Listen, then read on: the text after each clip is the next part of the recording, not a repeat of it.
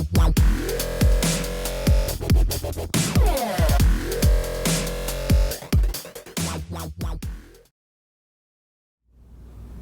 is Bill Bragman with YakGear, and we want to go over how to install our Bungee deck rigging kit. Bungee deck rigging kit comes really into play if you're trying to carry some extra things on your kayak, in your canoe, on your paddleboard, so that they have a secure place to be. If you ever happen to turn over, by having bungee over it, make sure that it doesn't fall out. We're installing a deck rigging kit on a paddleboard, and this is to show you the versatility of our deck rigging kit. This customer brought us his paddleboard and he wants to be able to fish off of it. Similarly though, when you're installing it on a kayak, what you will be doing is on the kayak, you would be putting your pad eyes on the top edge of the tankwell. On the paddleboard, we're going to be laying them flat on either side of the hatch. The first thing you want to do though is lay out your design. You want to make sure that things look even, and just to make sure that you have the layout that you would like. On this particular layout, we've laid it out with the double J hooks, which is what we would normally do on a kayak. However, since this area a lot of time is stepped on with a paddle boarder, we're actually not going to install this J hook, but we're going to move this J hook forward. And once again, the reason for the J hook is so that you can take the bungee off and you'll have a little excess bungee. So whatever you happen to put underneath it, you don't overstretch your bungee. I want to show you a couple options. The kit comes with screws and lock nuts as well as rivets, and we're going to start with a screw. So what you'll do is you'll actually mark where the pad eye goes. I'm going to do actually all of my pad eyes. And when you're installing a screw, you want to use a 1/8 inch drill bit.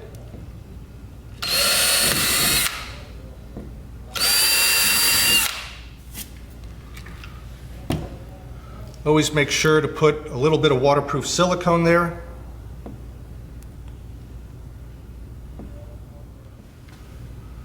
I'm using a drill.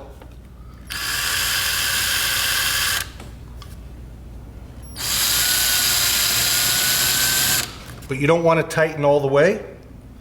You always want to make sure to tighten completely with a Phillips head, traditional Phillips head screwdriver. One thing I also do is you'll notice I have a little soft soap in here, and I go underneath, put my finger and just put a little soft soap on the threads so that you can, to make sure that it doesn't cross strip or cross thread the screw. I use just a regular set of pliers. If you have a socket set, it actually makes it a little bit easier.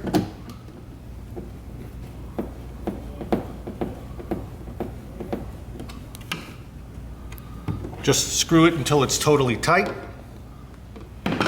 When you're installing it with rivets, you want to use a 3/16 drill bit.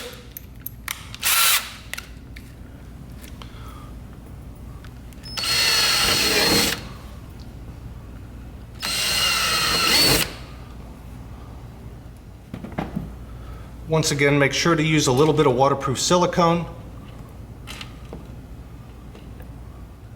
Put your rivets in. I use just a traditional standard rivet tool, and this can be found at Home Depot or Lowe's or any hardware store. Typically costs about $10. And I'll mount my second rivet.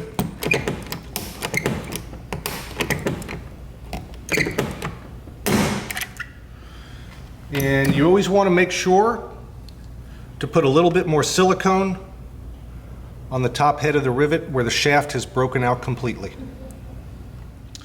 We're going to install our J hook, and on the paddleboard here we're going to put it up a little bit higher than we normally would put the front and back J hooks when we're working on a kayak. Don't forget to put your silicone in the hole. We're going to start the screw by using our drill, but we're not going to fully tighten it.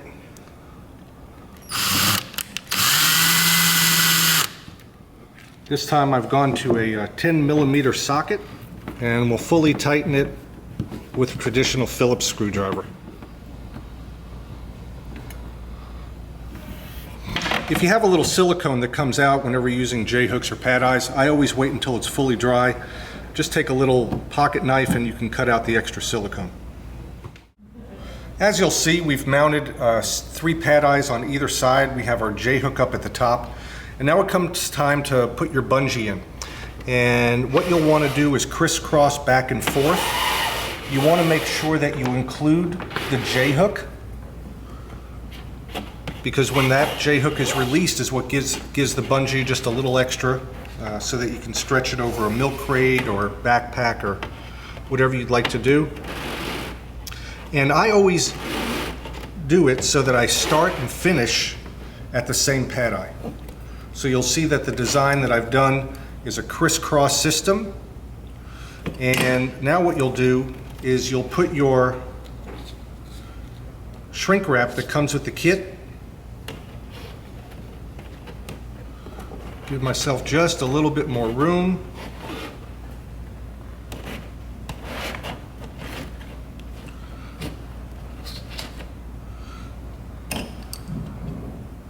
I take my hog ring and put it in my pliers, and what I'm going to do is close off the loop.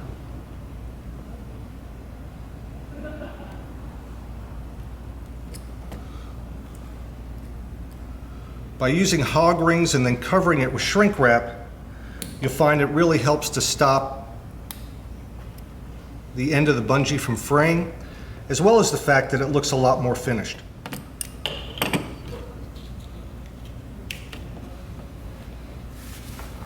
And what I'll do is I'm going to heat up my bungee.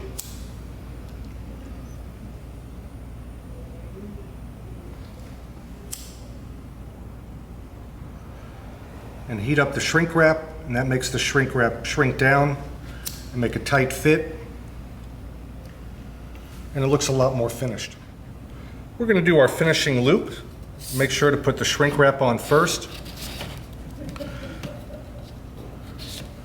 Don't overly tighten down the bungee. You just want it to lay nice and flat and be just a hair snug. All right, so you want to crimp your hog ring.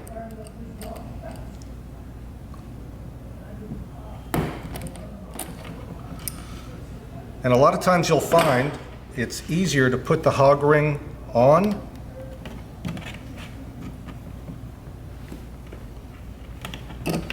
the bungee and then crimp it down. What you want to do is go ahead and trim that off. I always heat up the end just a little bit. I'll put my shrink wrap back over. And when you're heating up shrink wrap, you can use a blow dryer or heat gun or a little lighter like I'm doing. This is the least recommended way.